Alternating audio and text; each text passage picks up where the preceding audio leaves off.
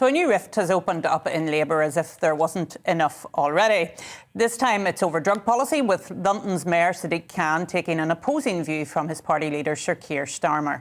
Mr Khan is trialling a scheme to decriminalise cannabis possession in parts of London. But the Labour leader has insisted he is against softening the law on drugs in recent days. So what is the correct way forward for the country? A more liberal approach, or the crackdown and harsher sentences which are currently being pursued by the government? Joining me now to discuss this is the head of operations at Volte-Face. That's an organisation led by Katya Kowalski, and Katya joins me now. Thank you very much for joining me, Katya.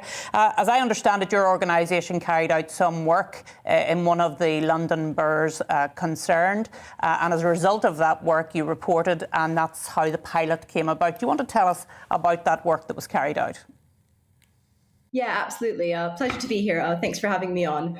There's been kind of a media upheave this week with a kind of information leaked from a report that we published, which will be released in due course. However, what we're seeing kind of over the last few days is a big discussion around kind of recreational legalization, decriminalization, a little bit of everything. However, I think it's really important to not conflate all the terms together, as what we're seeing is it's not actually decriminalization in London. We're going to be seeing diversion. So the mayor himself doesn't have any power to decriminalize. I know that Keir Starmer came out in opposition against the decriminalization. However, the pilot scheme and the policy that's going to be implemented was never kind of decriminalization was never at the heart of it. It's looking at diversion and diverting people away from the criminal justice system, whereas decriminalization would remove the possession of drugs from being an offence. This is a very welcome change, and it's obviously liberalising our approach to drug policy, but it's not kind of wide-scale or sweeping reform. It's a measure that's actually up and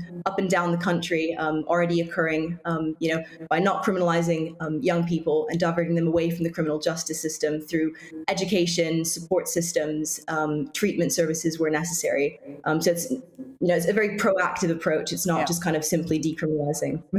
Yes, and as I understand it, it's about trying to educate young people about the harms that can be caused by cannabis. But surely you understand the concerns that this is a slippery slope, and we're going to end up decriminalising these sorts of things. And indeed, there are many concerned about what they see as gang-related violence in London and how that is all connected to drug use. So whilst the mayor may want to move in the direction of educating young people about the harm, surely there is also a need to tackle that other issue as well.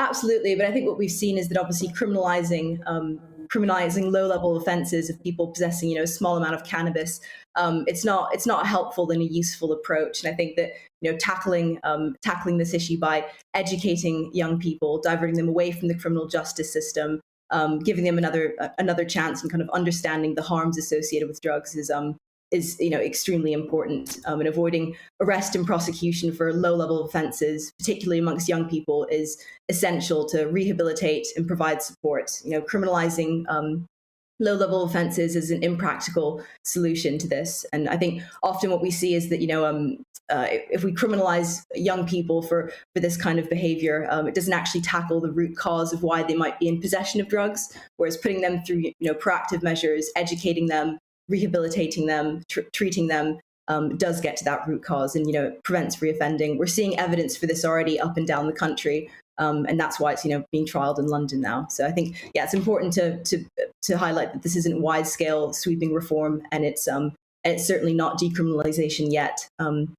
I think what we've seen in the media over the last few days, with headlines saying Sadiq Khan to decriminalise cannabis, this is kind of unhelpful and not really useful. So I think it kind of further polarizes people in one direction or another. When in fact, when you lay out the cards on the table around this, it's quite it's not a socially controversial topic really at all. And I'm a great believer in early intervention. I believe that's very much what is needed. But I hope, and you'll be able to confirm this or otherwise, Katya, that you will be, and the pilot will be, addressing some of the psychotic illnesses that can come from the use of these low-level drugs. I hope that that's part of what's going to be talked about. Absolutely. As I mentioned, treatment is one of the aspects of this. Obviously, it will vary in terms of what kind of intervention will be applied. I think it's going to be taking very much a person-based approach. So whether that person's put through an education measures or whether it's treatment services, I think it will apply based on the person at hand. Katya, thank you for joining us this afternoon. I think certainly there needs to be something done about what's happening with drugs, certainly in our capital, and it's very important that we deal with that. So thank you for joining us this afternoon. So we're going to move now to Scotland, where the Hunterston B nuclear power station will shut down forever.